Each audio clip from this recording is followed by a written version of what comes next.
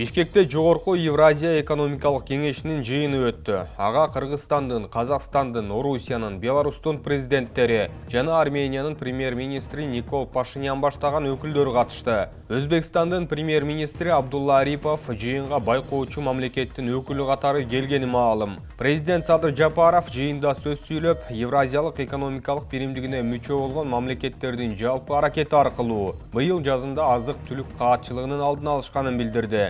Жалпы каржылык туруктуулук камсыздоодогу маанилүү кадамдардын бири өз ара соода сатыкта улуттук валюта менен эсептешүүнү көбөйтүү чарасы болуп калды. Кыргызстандын аталган уюмга мүчө өлкөлөр менен соода сатыгы 3 кварталдын ичинде 30%, ал эми экспорты 40%га көбөйдү, деди Жапаров. Ошондой эле Орусия Федерациясынын президенти Владимир Путин да сөз сүйлөп, кесиптеши Лукашенконун ЭАЭБтин алкагындагы тоскоолдуктарды жоюу боюнча сөзүнө кошула турганын баса белгиледи. Ал тоскоолдуктар биздин мамлекеттер ортосунда эркин соодага ыңгайсыздык жаратууда. Бул маселени чечүүдө биз жигердүү иш алып барышыбыз керек. Менимче биз бири-бирибизди жакшы түшүнүүдөбүз. Бардык пландарды ишке ашыруу боюнча максат коебуз. Албетте, Орусия улуттук экономикаларды, негизги энергоресурстар жана жалпы энергетикалык рыногун түзүү менен жылдар бою көзөмөлгө ала турган координациялык уюмдун түзүлүшүн колдойт. Бизде аны аткарууга планыбыз бар. Ошол багытта жүрүп отурганга аракет кылабыз, деди Путин. Андан сырткары ал жаңы жылдын алдындагы КМШ өлкөлөрүнүн бейрасмий жолугушуусу Санкт-Петербургда өтөрүн айтты.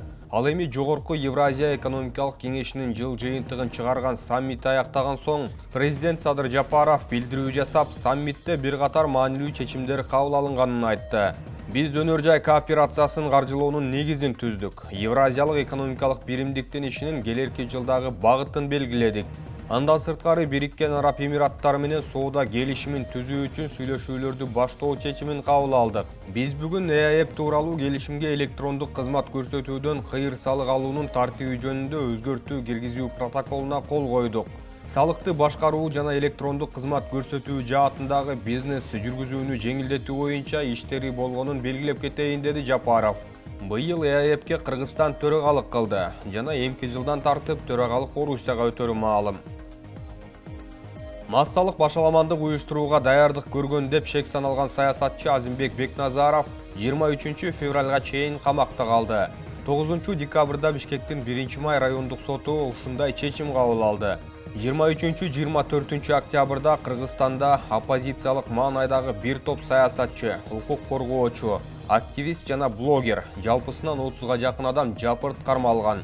Ички иштер министрлиги алар жазык кодексинин жапырт башаламандык уюштурууга даярдык беренесинин негизинде кармалганын билдирген. Камалгандар бул ишти саясий куугунтук деп ачык айтышууда.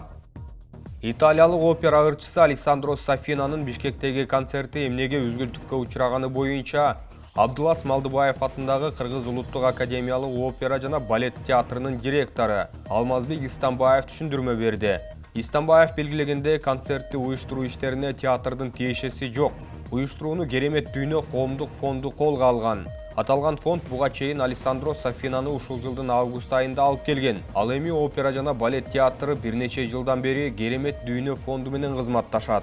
Концерттин үзгүлтүккө учурашына театрдын тиешеси жок. Биз залды ижарага бергенбиз. Керемет Дүйнө фонду биз менен залды ижарага алуу боюнча келишим түзгөн. Ага ылайык биз тараптан милдет болгон бардык талаптарды аткардык. Уюштуруучулар кызматыбыз үчүн төлөмдү толук төлөп беришти, деди ал. Опера жана балет театрынын директору кошумчалагандай, Алессандро Сафина концерт башталганга чейин симфониялык оркестр менен даярданган.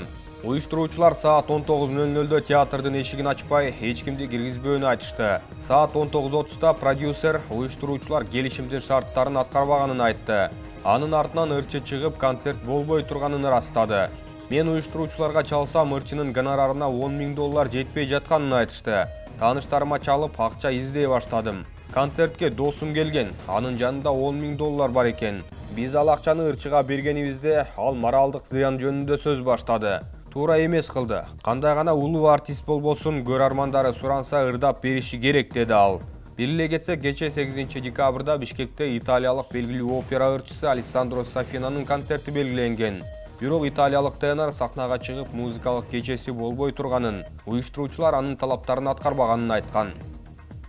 Бишкектин таштанды маселесин чечүү үчүн Европа реконструкциялоо жана өнүктүрүү банкы бөлүп берген каражатты максаттуу пайдалануу боюнча текшерүүнүн жыйынтыгында 5 кылмыш иши козголгон. Бул тууралуу бүгүн 9 декабрда парламентте түзүлгөн убактылуу депутаттык комиссиянын отурумунда Бишкектин прокурорунун орун басары Рыспек Аманатов билдирди.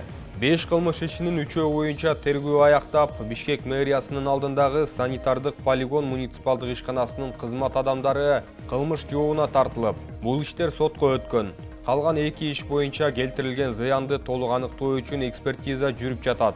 Аманатов мамлекетке келтирилген зыяндын суммасы ар бир иш боюнча өзүнчө эсептелип жатканын, биринде 41 миллион 400 миң сом, биринде 22 миллион 300 миң сом, дагы биринде 1 миллион 400 миң сом деп аныкталганын, калгандары боюнча да эсептөө жүрүп жатканын, орду дээрлик толтурула электигин кошумчалады. Аталган банк Бишкекке таштанды төгө турган жаңы полигон куруу жана рекультивация кылуу иштерине 2012-жылы Бишкек шаарында катуу тиричилик калдыктарын башкаруу тутумун жакшыртуу деп аталган долбоорду каржылоого 22 миллион евро бөлүүгө макул болгон. Каржы министрлигинин 9 декабрдагы маалыматында аталган банк убада кылган 22 миллион евронун 12 миллиону келген. Калган акча бөлүнө элек. Бөлүнгөн акча максаттуу пайдаланылбай калганы тууралуу маселе парламентте бир нече жолу көтөрүлүп талкуу жараткан. Кылмышка чектүүлөрдүн бири катары Бишкектин мурдагы мэри Албек Ибраимовго издөө жарыяланган.